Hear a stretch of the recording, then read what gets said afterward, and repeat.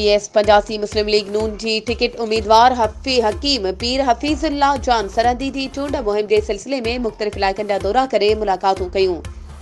मेमणगोट ॼामोट house ते नवाज़ league सूबाई नायब सदर मोहम्मद मूसे ॼामोट सां मुलाकात जनरल इलेक्शन के हवाले सां ॻाल्हियूं कयूं। नायब सदर मुस्लिम लीग मोहम्मद मूसे ॼामोट पीर हफीज़ुल्लाह जान सरहदी के मुकम्मल सहकार की खातरी कराईंदे चयो त पार्टी जे नामज़द कयल समूरनि उम्मीदवारनि जे चूंड वर्क में गॾु हूंदसि। ईंदड़ हुकूमत मुस्लिम लीग जी हूंदी। मुस्लिम लीग नून जे 229 NAPS 85 ते टिकट जे उम्मीदवारनि पीर हफीज़ुल्लाह जान सरहदी, कादिर बख्श कलवती, दरसानो छिनो में मशहूर बुजुर्ग सैयद यूसुफ शाह अमीनानी जी मज़ार ते हाज़िरी भरे फातह ख़्वानी कई। इन मौके ते दर्स बिरादरी के मौजूदीन फैज़ मोहम्मद दर्स, साले मोहम्मद दर्स, डॉक्टर असलम, मोहम्मद हसन दर्स, शफी मोहम्मद दर्स ऐं ॿियनि पारां ॾिनल आजियाने तकरीब में शिरकत कई। दरसानो छिनो में ताज मोहम्मद जोखियो जे लाॾाणे ते तॾे ते पहुची संदसि वारसनि सां उज़र ख़्वाही कई।